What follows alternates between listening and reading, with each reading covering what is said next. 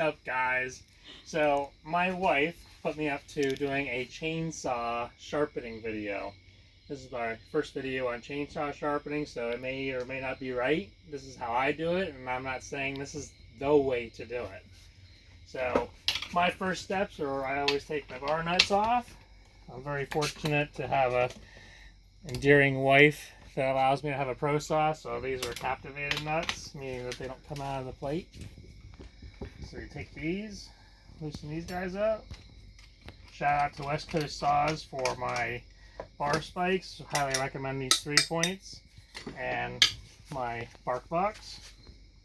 So after you take your plate off, when you loosen your chain tensioner, just brings the bar back so you can take the chain off the sprocket. I like to slide it back off, take the bar off.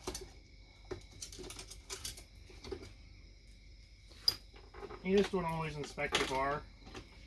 Make sure there's no issues or wear. This bar has been used for chainsaw milling, so you can see it's gotten hot in the nose at one point, so this nose will probably have to be dressed or replaced at some point. Just making sure there's no warps or tears or anything that might be something that's a crack that's going to be an issue later.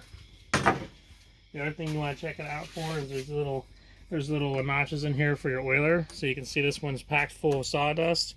So what we'll do is we'll blow that out when we go to put the bar back on. There's the opposite one on the other side. See, that one's clear. So we'll blow that out to make sure we get good oil through the bar. After we do that, we take our chain off. This chain's been through it.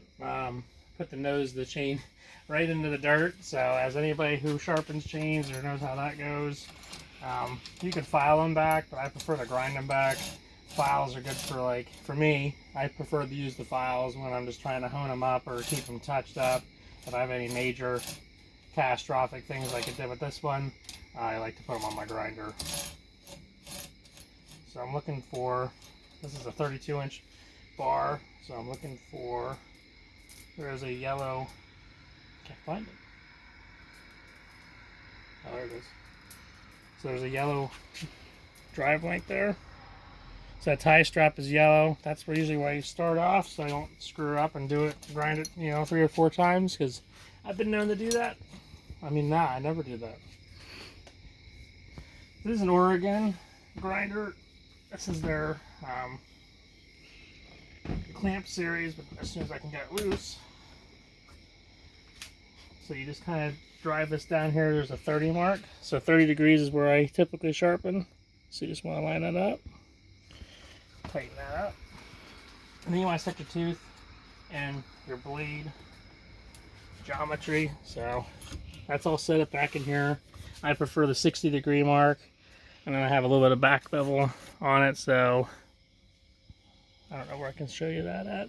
There's 60 degrees of the back bevel, and then it comes in at 30 degrees. And this bevel, this will actually loosen up and slide back and forth. I don't choose to do that, mainly because I don't understand it. So if anybody out there wants to give me a shout out what that's actually for, or how to actually use it, I'll take the advice. So I just try, when I set this up, I just try to touch or kiss the chain. So I'll pull back on this stop, tighten it up, and I bring my stone down. I just want to be able to kiss that blade or that chain. So right now it's not hitting. So we're going to bring it forward a little bit more, advance it, tighten it up. See, it's just catching that. I actually took a little notch out of my grinding wheel. So we'll start up. You would do light taps. You don't want to come down and just grind the crap out of it, because you end up overheating this tooth, and then it'll get case hardened, and if you ever want to try to file, good luck.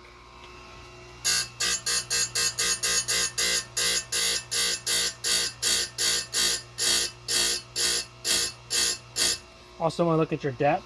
So one thing we look at when we do this is make sure the depth of the stone isn't going down into the tie straps or cutting down too far into the gullet. So this part here is the gullet. Buck and Billy Ray is the guy I watch all the time. He'll talk about the gullet all the time with the files. You can achieve the gullet too with the grinder. His way is probably a lot more faster. He's much more skilled than I am. This works for us in our homestead. So we have an outdoor wood boiler.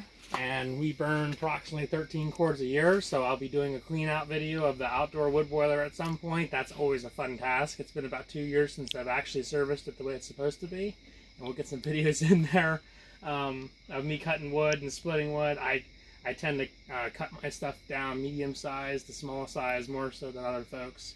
So that's all I have for tonight. If anybody wants more elaborate chainsaw sharpening and watching every tooth get sharpened, let us know.